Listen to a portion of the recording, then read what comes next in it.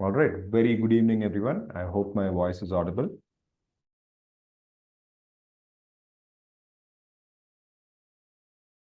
Okay. You all can type on the chat. I hope my voice is audible. Let me just quickly check here. Okay, great. I see a bunch of responses already. Great, great. Okay. Let me see if I have some familiar names here. Mr. Akshay, very good evening. Shareen, good evening. Mr. Manikandan, Dakshinamurthy. Okay. Unfortunately, I can't recognize anyone here. Looks like we have a bunch of new attendees this time. Mr. Ravi, I think the screen is visible to all. Hope the rest of you are able to see my screen. Okay. Mr. Ravi, you might have to try and log out and log in. It could help. You can just check on that because I have presented my screen here. Okay, awesome. Good to see a bunch of responses already.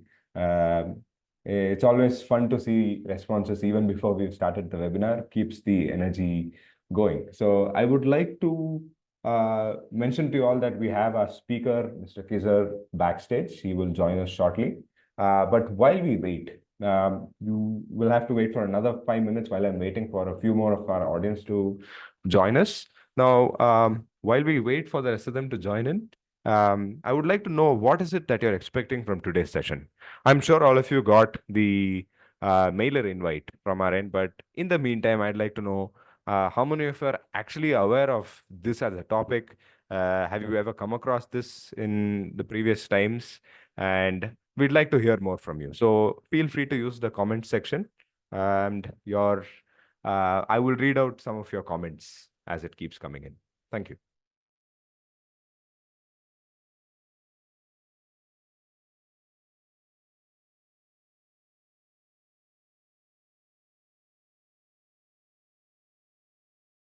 Okay, I see a bunch of yes, a lot of yes as a text, but okay, Mr. Balravi says this is fully new to him. All right.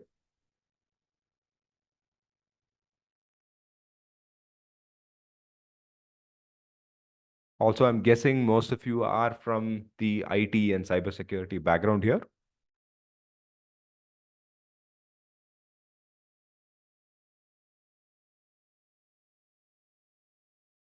All right, great. So, audience, what else would you like to know from today's session? Please use the comment section.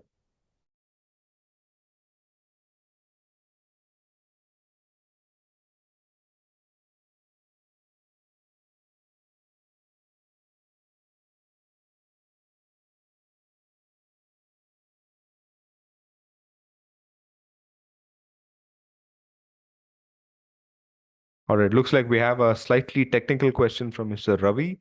All right, we will address that, Mr. Ravi. For the rest of them, I think he's put it to us separately. Is vulnerability scanning for the source code. So we'll take this up as the session goes, Mr. Ravi. Okay, we have a response from Mr. Ayush. How it differs from penetration testing, vulnerability scanning. Okay. Oh, great. Okay, so we have some of them who are already aware of this and in this field in itself. Great.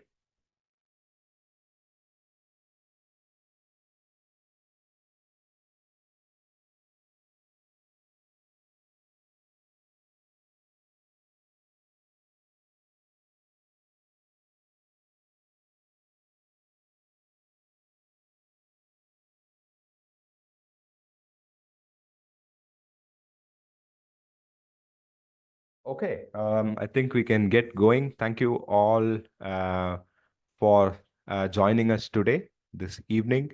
I'm sure you've been waiting for a while. While we were actually setting up, I did notice a bunch of them on backstage. But thank you all for your patience and having to wait for us. So let's get started. I see a bunch of responses that are still coming in. I will read this as we keep going. So very good evening, everyone. Once again, quick confirmation if the screen is visible and my voice is audible, and we're good to go. All right. Okay. So let me introduce myself. I'm Siddharth Nandakumar. I handle product marketing at the company that I represent, that is Websol, and I will also be your moderator for the day.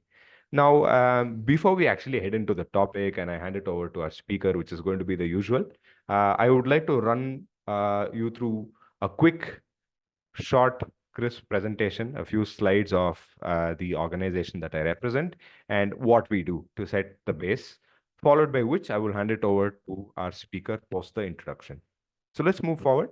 Um, so a quick journey. As you know, most companies do have an evolution time period that they go across. So let me just run you through what exactly we've been doing for the last few decades.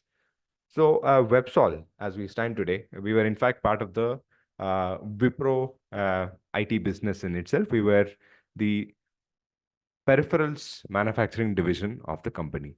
So when I mean peripherals, we were mostly associated with printers.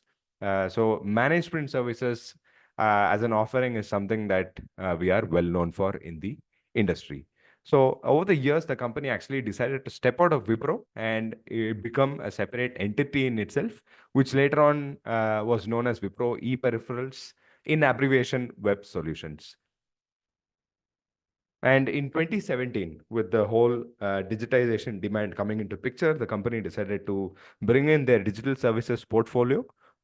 So here we have workflow automation, process automation, document management on the cloud or on-prem. We also have a standalone taxation solution as well, that is GST, as you all know. And over the years, we also merged with a lot of business units, to name a few, like Ricoh and Fujifilm. And we are one of their exclusive partners in India. And a recent radical shift that we had is a complete rebrand. We are today known by the name of Websol, and we also have a completely fresh product portfolio as well on that end. Moving on. Okay. Audience, I did see a bunch of queries. We will take this up. Please note that we're just noting down all of these. You can also use the Q&A tab, which you'll be able to see it on the top or bottom of your screen. All right, some highlights of the Websol. We come with over 20 plus years of industry expertise. We have over 700 enterprise customers as well at this point, and we're present in over 2,500 service locations across the country. We've deployed over 1.5 lakh devices. We also won the Company of the Year award in 2022 by CIO Tech Outlook Review. All right. So moving forward now, this is actually our solution portfolio, which goes by the name FluidWorks. This is our workplace suite under which we have a gamut of offerings, which again go by the name of Fluid because our solutions are mostly scalable, and with each organization and users, that is end users, uniqueness. So our solutions are mostly able to be tailored based on your requirements. So we have Fluid Pro, which is our managed IT services offering, which is what we will also talk about a little more in depth today, which is our state-of-the-art managed IT services offering, designed to modernize your IT infrastructure and boost overall productivity and digital workplace experience. Under this, we provide a range of offerings. Let me move to the next slide. To name a few, like managed SOC, remote infrastructure management, managed NOC as well, and IT asset management.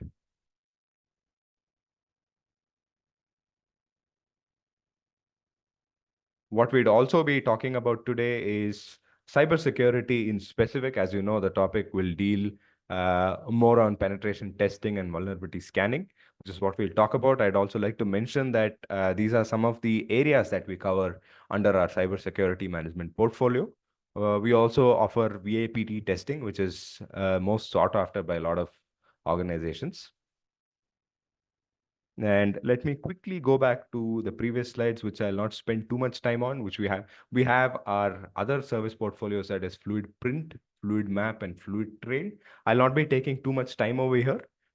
Fluid Print, this is basically our print portfolio where we offer managed print services on a pay-per-page basis. We also have Fluid Map, which takes care of your IT asset management. The entire IT sprawl can be taken care remotely. We also have FluidTrail, which is our process automation solution. Now, let me quickly move to the next slide. All right, so we may not be actually talking a lot about a demo as such in today's webinar, but what I'd quickly like to know is, with the launch of a poll, I'd like to know how many of you are actually kind of exploring a managed IT services offering at this point. Are you looking at cyber security in specific, or if there's anything else like remote infrastructure management? We'd like to know if you'd be interested so that we can reach out to you and arrange a free call. I would rather say a first level understanding call, which we can do, followed by which we can also show you a demo based on your requirement. Please note this will be absolutely free and there won't be any requirement as such. I'll leave this poll on for the next 1 minute.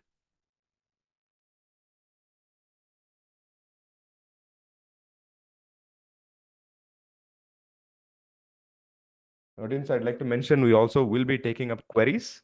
We'd like to keep the session really engaging, so please use the chat. You can also use the Q&A tab for your questions. Our speaker will take up these queries towards the end of the session. All right, I think we can end the poll right now. Thank you all for your inputs. All right, let's move to the next slide. So as you know, I think in the mailer that you had come across, this is the webinar agenda for the day.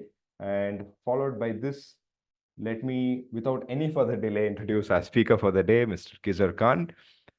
Quick introduction about Mr. Kizar. Mr. Kizar Khan is the Solutions Engineering Director at Pulseway, leading the pre-sales solution engineering team. With over a decade of experience in remote monitoring and IT infrastructure management and cybersecurity, Kizar is known for his ability to simplify complex technical concepts into actionable strategies. His passion for innovation and practical approach makes him a sought-after speaker. Kizar's talks are generally filled with real-world insights and empowering organizations to confidently tackle modern IT challenges. I take great pleasure in introducing him on our second consecutive webinar. This is, in fact, on demand that we brought him back. Without any further delay, I will hand it over to Kizar. I'm sure the audience is looking forward to directly hearing from you, Kizar. Over to you. Thank you. Thank you so much, Desed. Hello, everybody. Glad to be here once again. Thank you so much for your time. My name is Khiza. I'm part of the Pulseway Director team, and we look after on the engineering side of it. We're totally excited about how our platform works and how we talk about the technology behind it. And I think today's topic is much more interesting than the previous one. I was so excited that when Sid came up with this topic, and I said, you know what, we should do it ASAP. And seems like we had a lot of requests came in as well at the same time. But juggling through it and when trying to get this in, it's been a great time there. Absolutely. All right, let me move to the next slide. And yeah.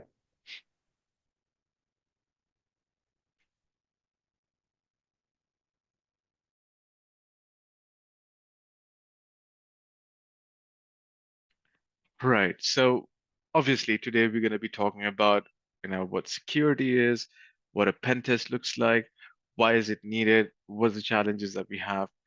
Now, trying to really understand, and I know that we have a newer audience altogether, we always go back with the concept about, having a foolproof security in our environment, right? We expect that, hey, you know what?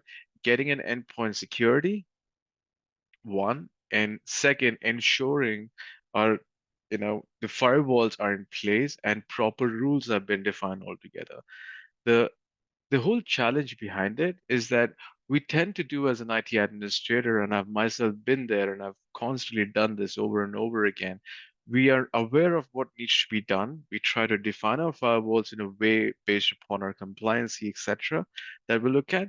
We also look into towards bringing in an advanced security protection in place, trying to get a next gen antivirus solutions in place, recurring scans to kind of go through it, ensuring security coming in from the from the networking perspective. That could be switches to, proper setup towards the router side of it, etc., trying to isolate the environment in a way that only us could access it.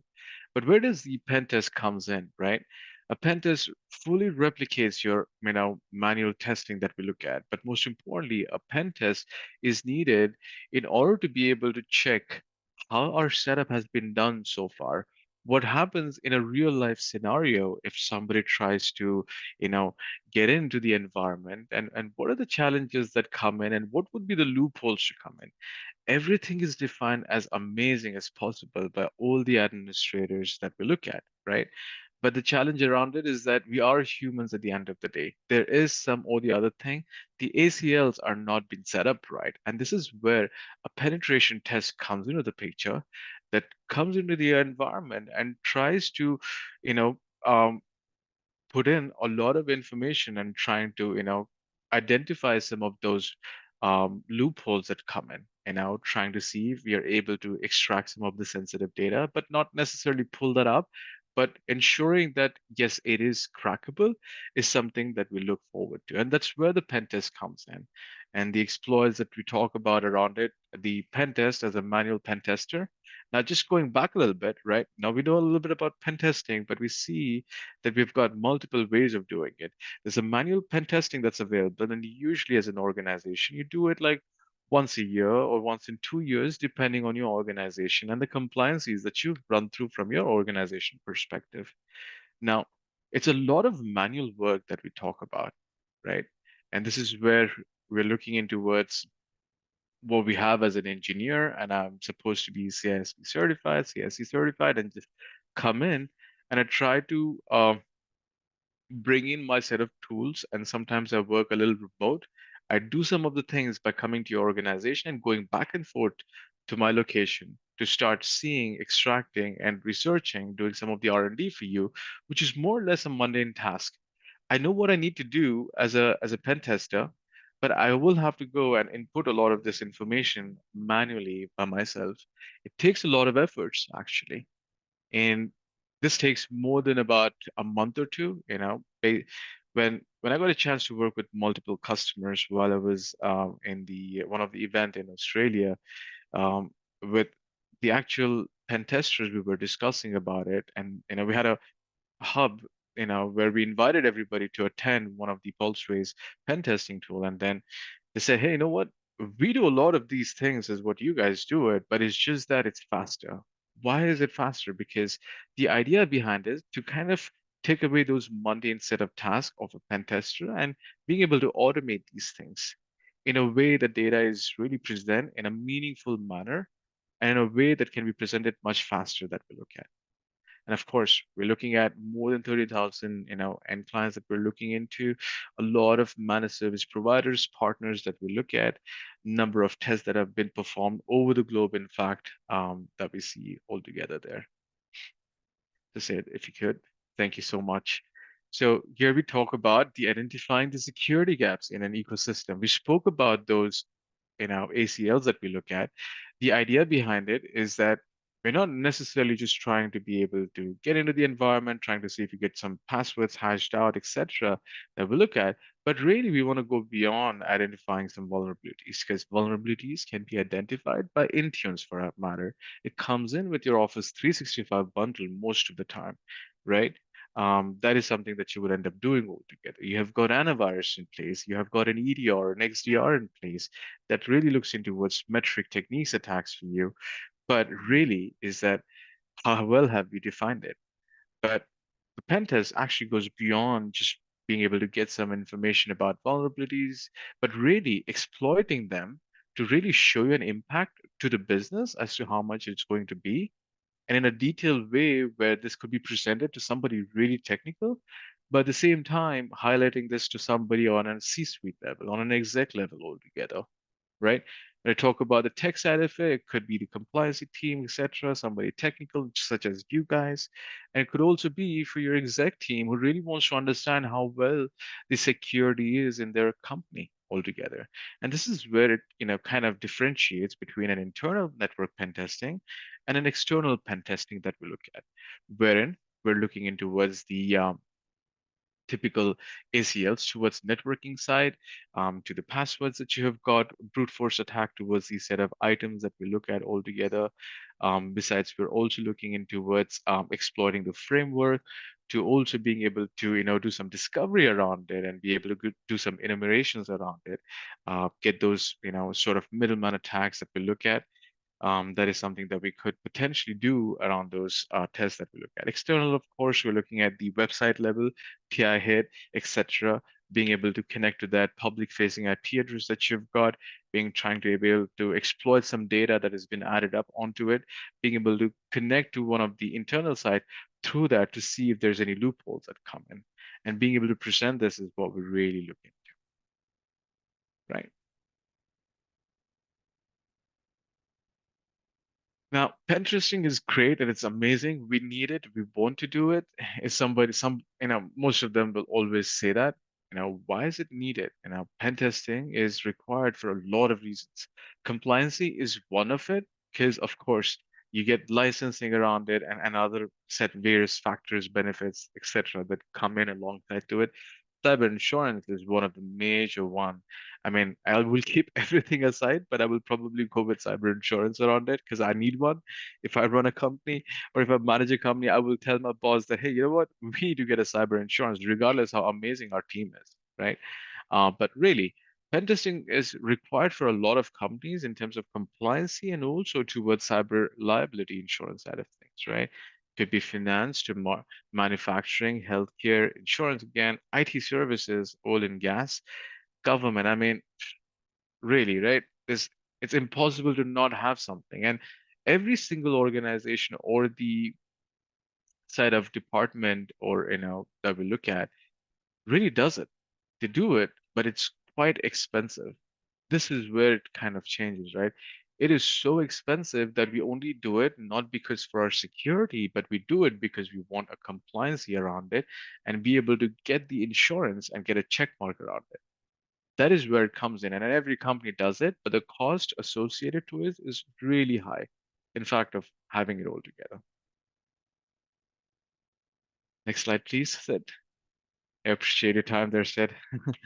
Hey, so security side, right? Unless you're doing like they talk about doing a monthly network test, you're exposed to a lot of data risk associated to it or new exploits that have been come into the environment.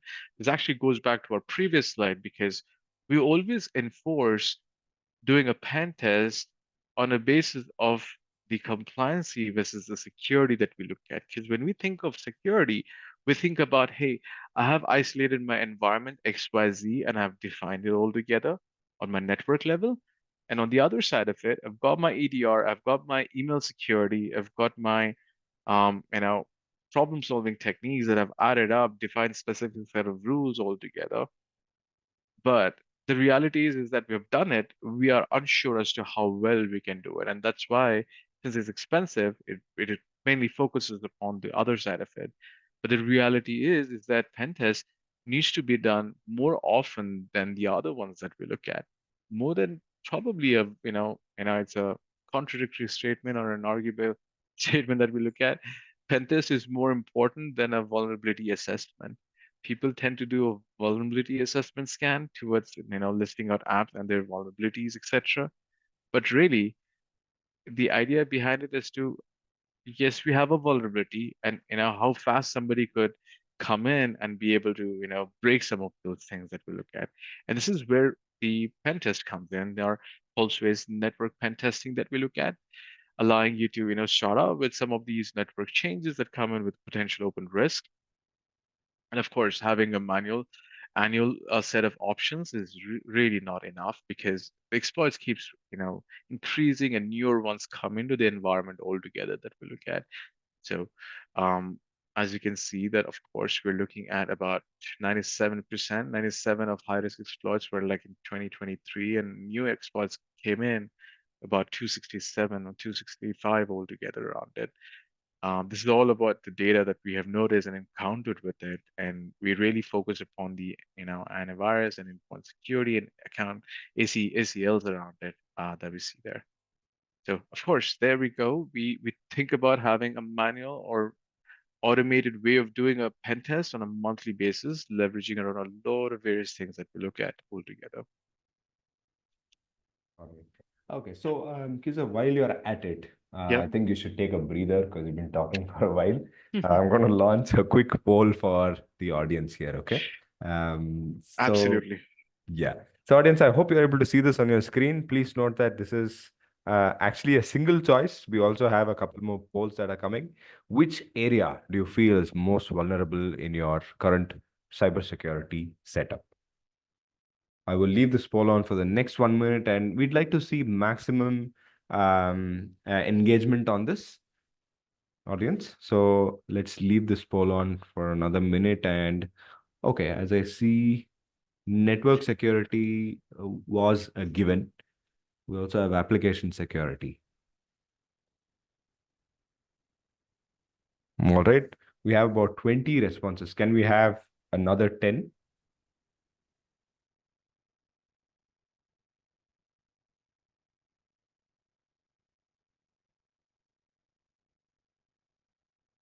I Okay. think I think Sid, we should have given like multiple choices there because we are like almost ranking like some of those topics that we have there. Yeah. Seems to be like almost there. Right, right.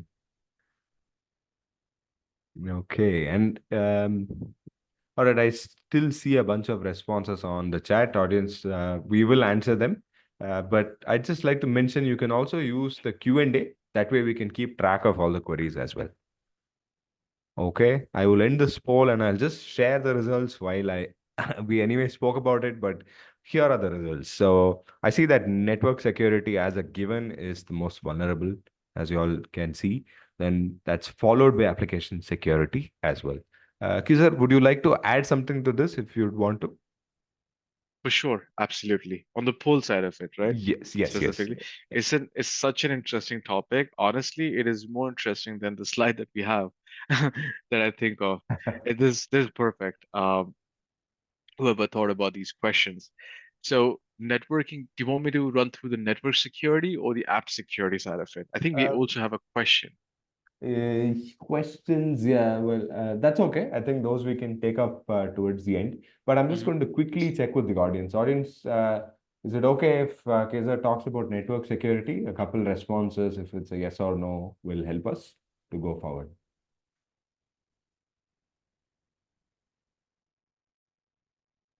Okay, all right. I think I will take Mr. Jayesh's.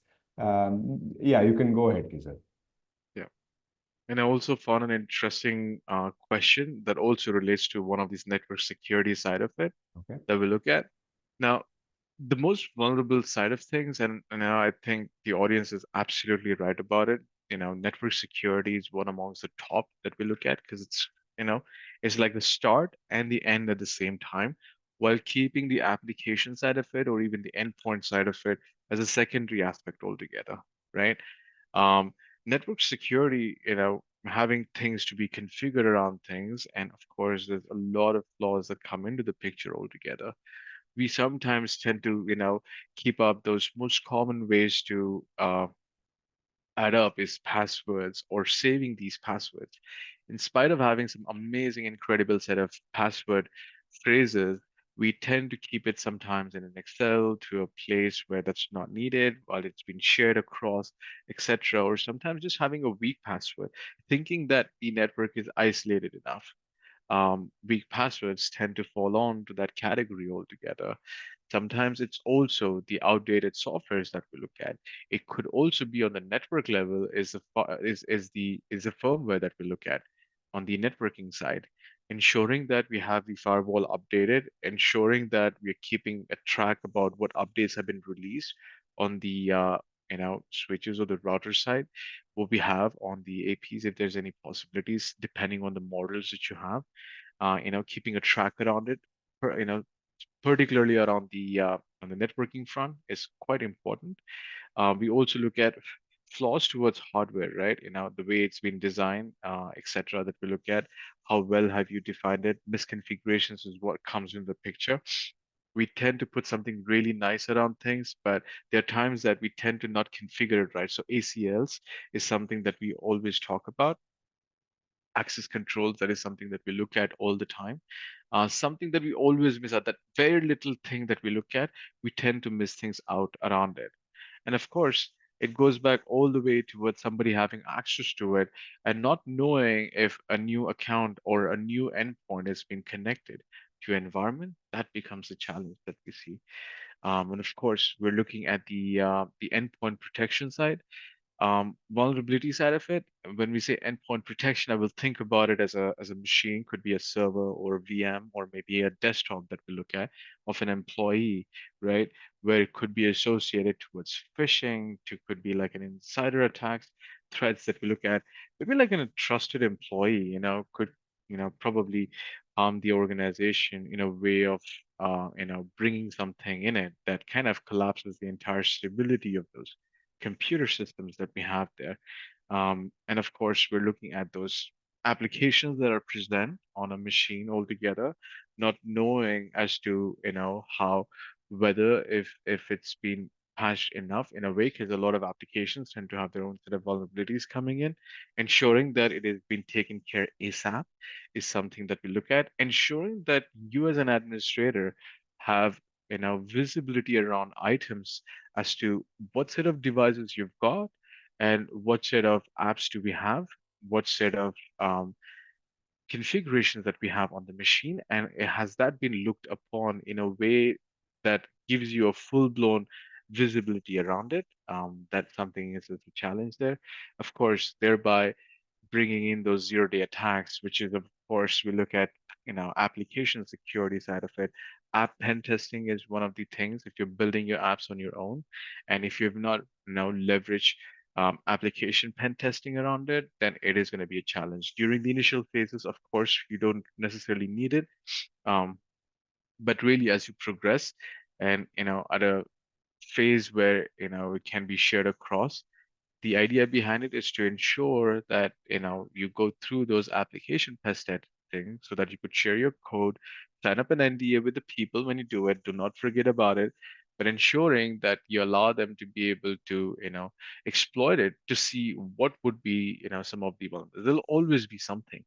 The fact that there is something is a good thing because you will have the ability to fix it in a way that could help you, make changes around it that we look at. And of course, setting up some things right on a regular basis around it is quite expensive to do an app test, but there are times that you need to do it, ensuring that your app is, incredible if you have built that on your own, if either it's for your organization or if you're an entrepreneur, building something around it, maybe putting it on the, stores, play stores or whatever we look at. So for sure, around those side of things as well. Great. Thank you, Kizar. Thank you. I will go ahead, move to the next slide. Yeah.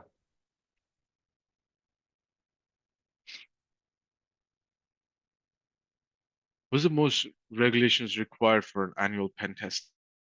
What compliances that we look at, right? A significant changes that includes towards PCI DSS side of it, to NIST framework that we look at. The changes substantially affect the security policies that you have and privacy postures that you look at altogether in the environment. Wherein that you look at is installation of new or upgraded operating systems to middleware components or apps, etc. It's again falls onto the set of items that you tend to define it. Of course, there's always a set template that you have that you would like to provision it, but the template was created some time ago and not the latest based upon what you have altogether at that point. And that's what something it talks about. And of course, how the data has been processed and how it's stored. And as I said, the password sometimes, um, I have a password for a specific server, and then you know what? We had some issues on it. I'm going to share it with my colleague so that he or she could log in and be able to fix that for us. But we really noticed that the way the data has been transmitted is a challenge there because that information is passed on, and there are loopholes that allows that to be able to pick up and some way or the other in a shape or form leverages to kind of attack to it. PI hit is what we really talk about around those things, modifications and how information is being processed that we look at. Installations, upgrades of a hardware platform. There we go.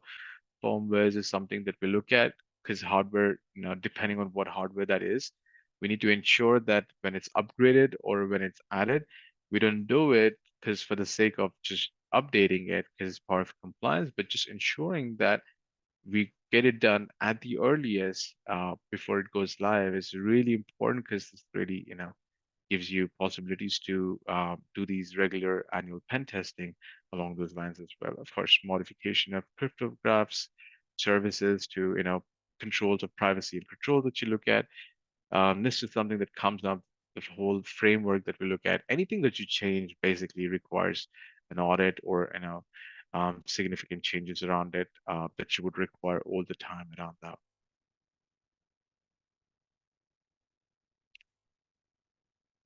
And the problem of manual network pen testing. And now we figured out in the previous slide is that when and why and how many set of times that we end up getting the scans, etc., and tests are required, they tend to be a lot more expensive. And the problem with manual network pen testing is expensive and painfully slow. I think the word is put in really, really right because when it was developed, the guy who developed was a guy who was more of a pen tester. And the whole challenge that they went through as a team is that, hey, we do a lot of it and we travel a lot and it's just a lot of manual work and we go by doing these tasks again and again over and over again, but we're going to charge people a lot and we're going to make a lot of money, but the amount of time versus the money but somebody could make is different. But the amount of fatigue somebody goes through, because admin fatigue, and we spoke about this in our previous webinar too, admin fatigue, technicians fatigue is always there. That tends to create challenges, problems around not setting up things right, um, missing out on something, that's a possibility around things that we look at. And obviously it's slow. I mean, we had the situation where this pen test was taking place, and this was a good story that was shared with us with one of our customers. And when they reached out to us and we were talking to them, I said, you know what, we were doing a pen test, and then the guy who was doing it, of course, it's not a team who does it. It's like you have an organization, who hire, whom you reach out to, and they start doing the pen test for you. And then one of the people is assigned to you, and others are assigned to their own set of projects. Somebody's not going to leave their existing project to move on to the someone who is not available at that point. There is a gap over there, so it takes time. It takes sometimes more than about 2 months or even 3 months for that matter, in case if something goes wrong, just by falling sick for that matter. But really, is that the amount of time, the back and forth that we look at is just a lot as a manual pen testing. And it's so expensive because there's a lot of manual work that's needed around it. And knowing that pen testing is expensive, the organizations tend to not do it altogether. When we say 79% believe that pen testing is expensive, it certainly is expensive. I mean, you all know, and if some of teammates in this chat we have gone through getting a pen test for the company, you know how painful it is and how expensive it gets. And we totally avoid the whole concept about security versus compliance because we just need to be compliant so that we could get the test done and we just need that certificate, right? But we really tend to not imagine the amount of help a pen test could offer. It's slow and all of it. We talk about 2 weeks, a month. The story that I'm talking about that really took 3 months approximately for them to go back and forth because some of the data had to be re-added and restructured in a way that could potentially give out more information that's needed. And having someone else added up to it could have created a havoc where it had to be some more have to be done redone basically some of it again. So they wanted to avoid everything and just wanted to hold off to it, considering they had time to renew their certificate that they needed at that point for the SOC. Um, Next slide, please.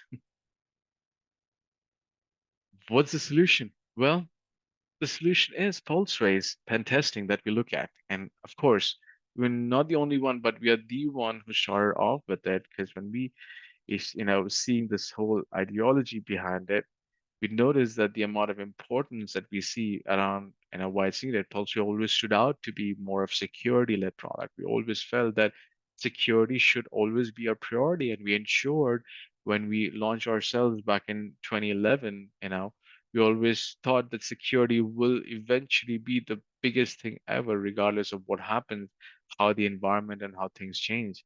And when we thought of the pen testing side for our own environments, we started thinking about how do we bring this up and be able to offer this to our customers, and how we could spread this word around it. And we look at the automated pen testing that we look at, because pen testing is needed that we saw. We also notice that why somebody does it and why somebody avoids doing it, and when they actually do it, right? And we saw the benefits of doing it. Now we realize that doing it is expensive. So what's the solution around it? Was the ROI that we look at around it, right? Because it has to be feasible around it. So we wanted to automate the process of what we do it. It doesn't necessarily mean that automating pen testing means that we don't need a pen tester. The reality is that the team that built it, or the actual pen testing team, the QA team, everybody is part of the whole cycle around the pen testing that they've gone through. They are CISP certified, etc. They build codes and they have done white box, black box set of itemized things, testing, um, red team, etc. So there's a lot of things that they've done. So they wanted to automate some of the process. What we figured out is that we can't really automate everything about pen testing, but we will be able to automate something that allows us to bring down the cost on a much higher level, therefore allowing companies to be able to leverage these things at a much faster pace, especially medium side of businesses, large scale organizations that tend to become bigger. They lack these things because nobody wants to put a lot of money on the IT side of it.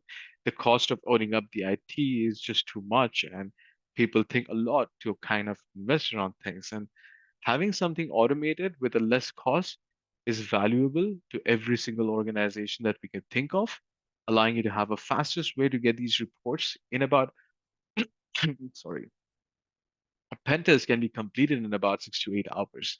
It's something that we end up doing, even some of the virtual machines that we run into, and be able to get these reports in a few days altogether in a way that's presentable and meaningful to a lot of people. Could be for tech, could be for organization altogether that we look at from a exec level, and be compliant. You could leverage these reports to be compliant. It's as good as an actual manual pen testing that you look at. What we have done here is that the mundane set of items a pen tester does, we have automated that aspect around more of at a data-driven engine, allowing us to be able to go through your reports on a single basis and be able to add up this information on a constant basis, giving you the most updated information and the highest accuracy around it, meaning that can also be leveraged for any of your compliances that you look at, for HIPAA to PCI set of items, etc., that we look at. So we easily align with those things. So it's as good as manual pen testing. It's half the price that you look at. It's faster, and it allows you to do it multiple times if you need to. We think of doing it on a yearly basis for compliance. We could do it like once a month for you altogether at the cost, which is less than 50% on a monthly basis, recurring altogether that we look at. Because we can schedule it, by the way, and have those reports sent out to you altogether and have a blueprint around it for you to be able to understand how does your environment look like.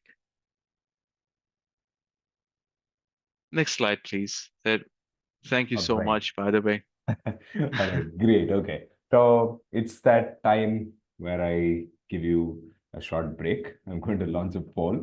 I love you for that, buddy. All right. So, audience, I'd like all of you to quickly open your chat. Okay. I'm going to drop a link over here. Now, this will lead you to our LinkedIn page. We have a live poll running there. While we also have one more poll, which will be dropped on Zoom. I'd like all of you to head over to this link and uh, take up that poll that we have there. Let me read it out for you, nevertheless. Which cybersecurity measure do you think offers the best protection against data breaches? Now, we've been talking about penetration testing and vulnerability scanning, but what do you think is the best, what offers the best protection against data breaches? I request all of you to take a minute or probably less than that. You can answer that and come back to the Zoom page. Okay, I see already about 5 to 6 votes on it. All right. And audience, I still see some queries that came up. They look a little technical, so I will leave it to Kizar as we come to the end of the session. He will be able to answer it for you. Okay. All right. I see a few more responses that have come through.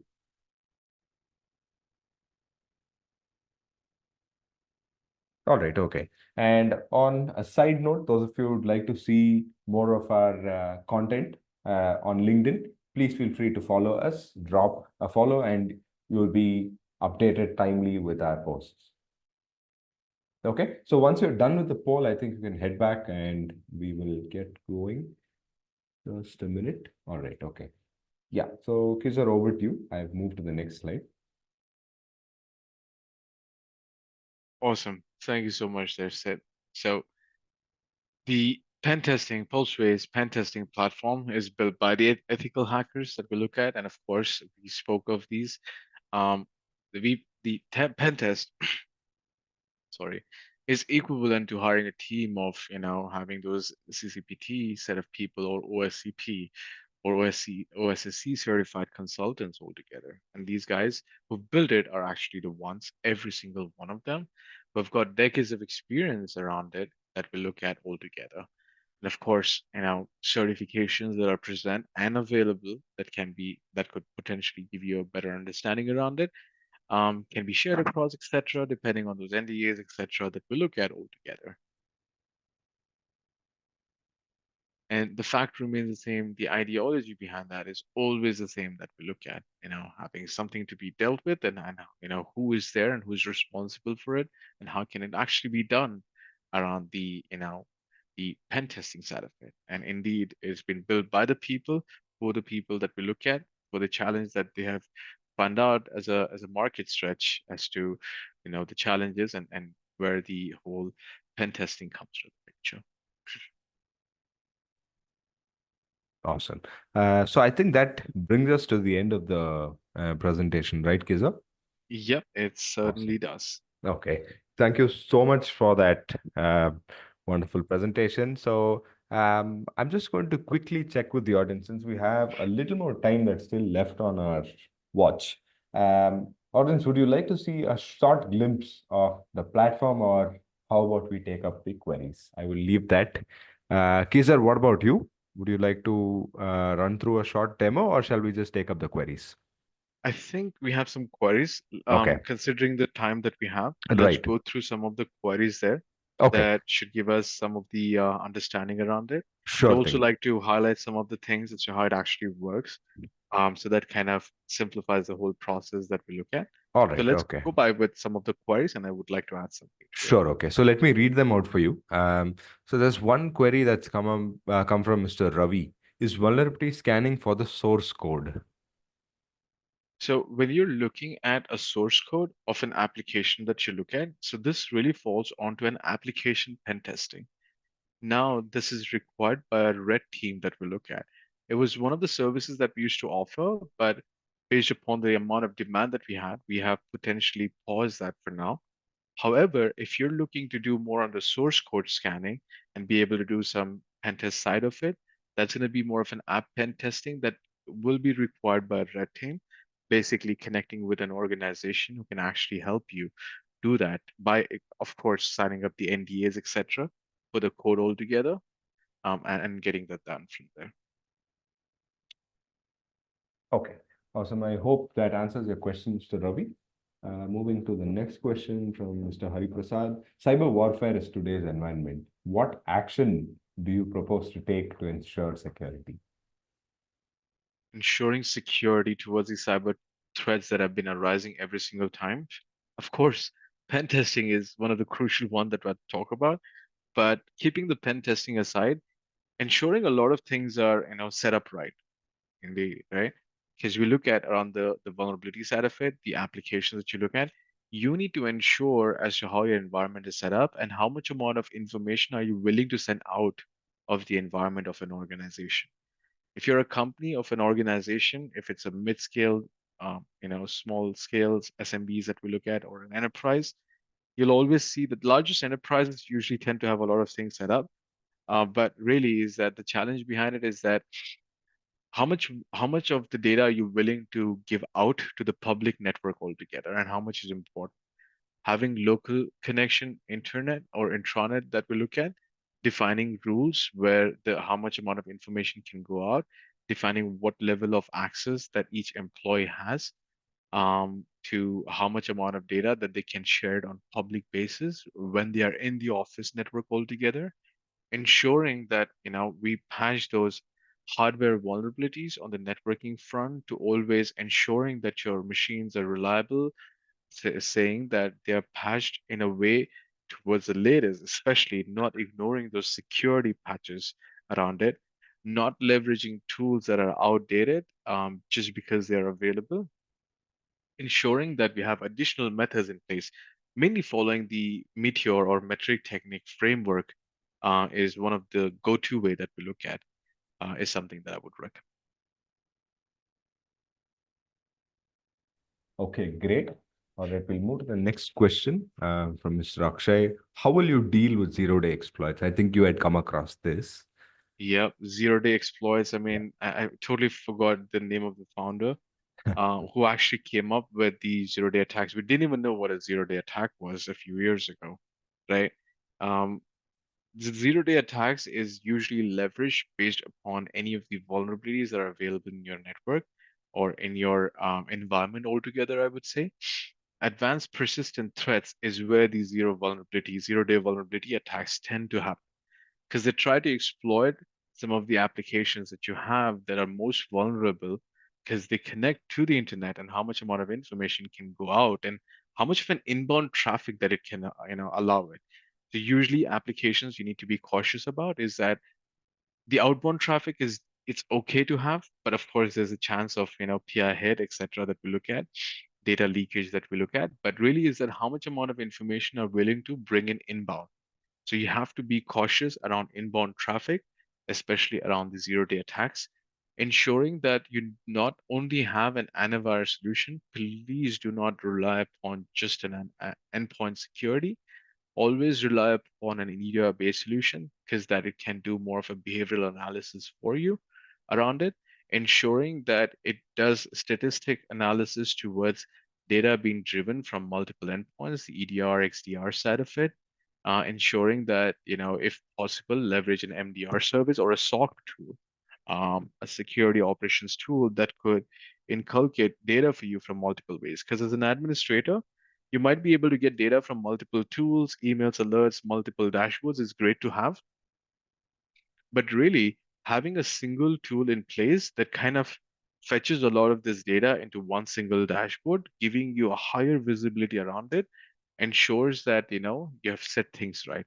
And this is where you could potentially be able to stay away from these zero-day attacks that we look at altogether on that side, but ensure that on the employee front their data has not been compromised. Because these days when the users a lot of users are working from home, I'm unsure if that has been changing, but I do see some companies tend to bring people back to work. But when people work from home, there's a lot of data that has been not connected to just the office network, but it is on the public network altogether. It goes through your ISP providers, etc., that we look at. So we don't know where the attacks could come in potentially, how much amount of PI hit that we look at. Of course, we see VPNs being leveraged, but not every company tends to leverage VPN that we look at. We see challenges with the VPN tools that their data has been leaked, etc., that we look at. So ensuring that you set up right password policies, ensuring that you have the right email security in place around it, so that training for the employees, awareness is the most important thing, right? Awareness is also needed around it. So there's multiple factors involved. So metric framework is something that you will always leverage. That's going to be like the go-to side of it for you. And just kind of simplifying it and adding a few set of information here. I hope this helps for you there. Okay, awesome. Okay, moving to the next one from Mr. Jayesh. This is actually related to the CrowdStrike issue that we had. So, how security teams can avoid issues like CrowdStrike, which happened a few days back? CrowdStrike itself is a top-notch security system. So, I think when we had our last webinar, a couple of weeks before that is when the CrowdStrike, Yeah, yeah, that's when I it think right happened. after that actually, Oh, that okay, took place. But it's okay. such a I mean, I feel like I'm on a spot around it's such a controversial statement, discussion, honestly. But here, really, right? If we are looking at it, and we really had a good sit down around it with the development team, and of course with our pen testing team that we look at as to what went wrong and what could be the possible outcomes. Really, is that what you see is what you get, like be it Reddit or be it the search and the news, etc. There's a lot of information that we look at, but the reality is that the attack that we look at about CrowdStrike, it could happen to anybody. But the question is around how well can you take actions against it? So anybody can be affected by it, regardless of how much amount of security that you could put in, but it can never be 100%. But really around the CrowdStrike front is just mainly around Microsoft and CrowdStrike, the way how CrowdStrike has been leveraged and installed, and what the testing went through with Microsoft side of kernel side of things, that potentially was a challenge. But for the fact that whatever happened, it did happen, and it did disrupt a lot of things for organizations. A lot of them, in fact, the airports and the other ones. Oh my God, it was a disaster.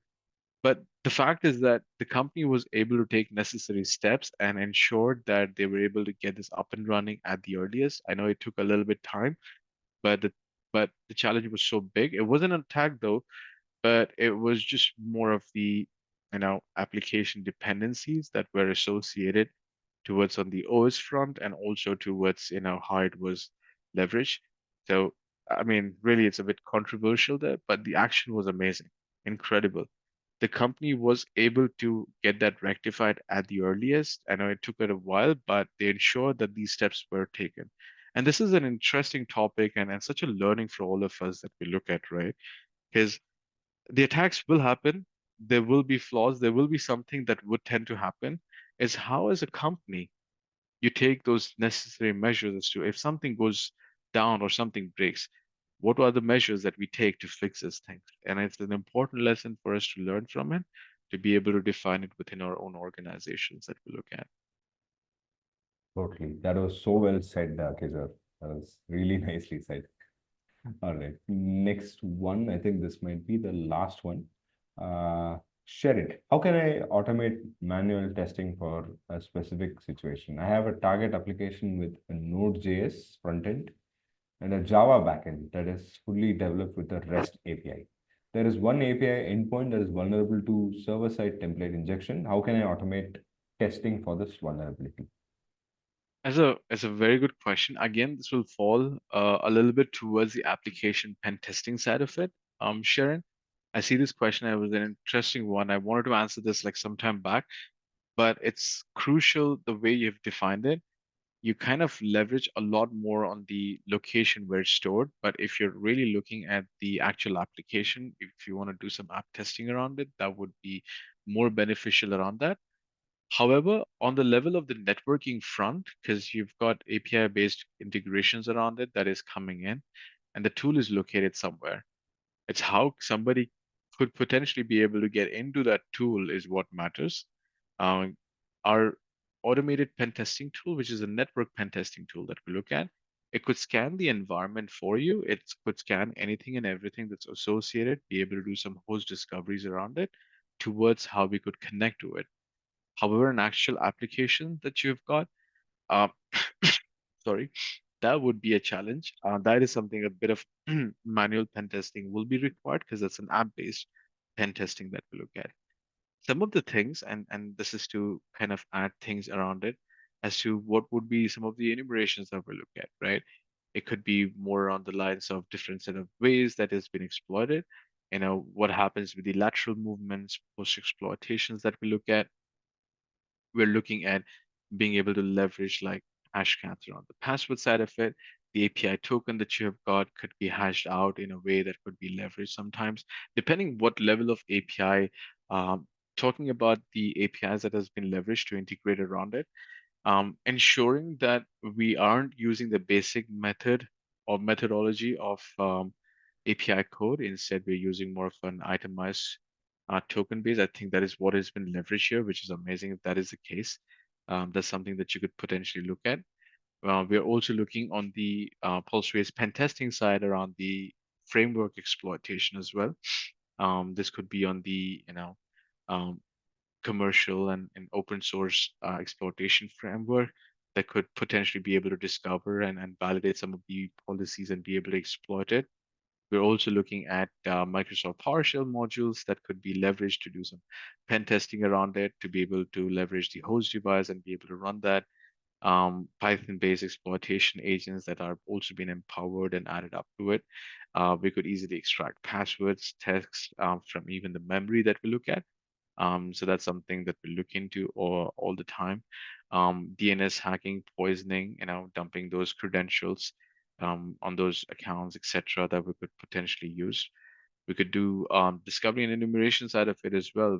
Basically, be able to, have some of our proprietary sort of algorithm and applications that have been developed by our own Pulseways pen test security team that could easily map the internal network infrastructure, by obtaining all the elevated privileges from the environment and be able to show you exactly what has happened and how to fix them at the same time.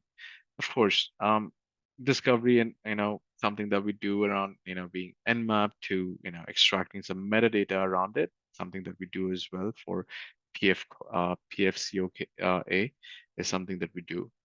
All of those things come in. Some of the middleman attacks that we look at around the DNS resolution request to poisoning DHCP servers that could be leveraged, assigned with IPv6, etc. Um, that's something that we do as responders on that one. All right. Okay. Okay. I think we're almost wrapping up on the session for today.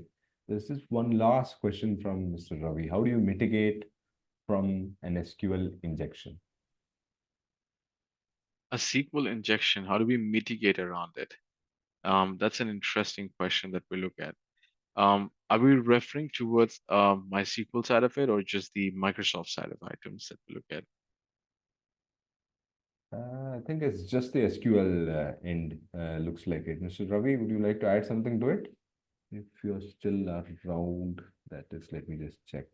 Yeah, he's still around. Mr. Ravi, would you can in fact unmute if you'd like to directly interact. I can do that as well.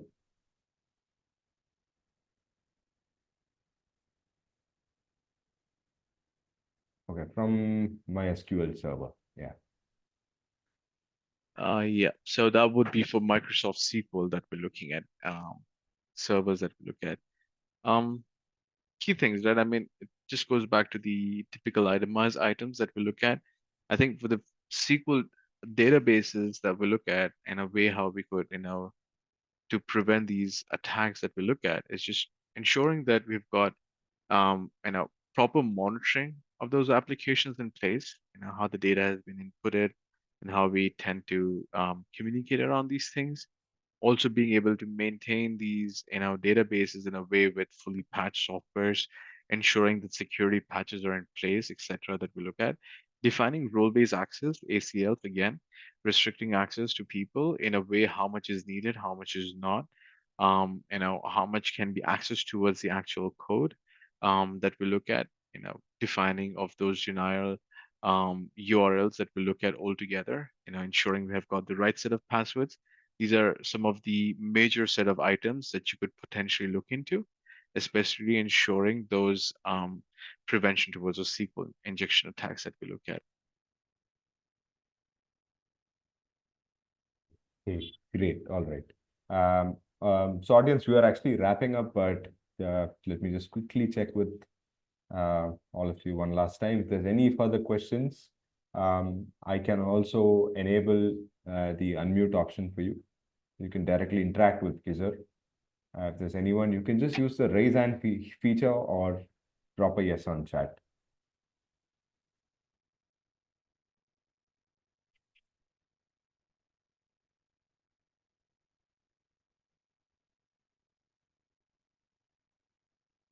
All right, so looks like that brings us to the end of the session, Kizar. So I think we can call it off for today. Once again, thank you so much for your efforts and that brilliant presentation, and most importantly, taking that time to answer all the queries that we got.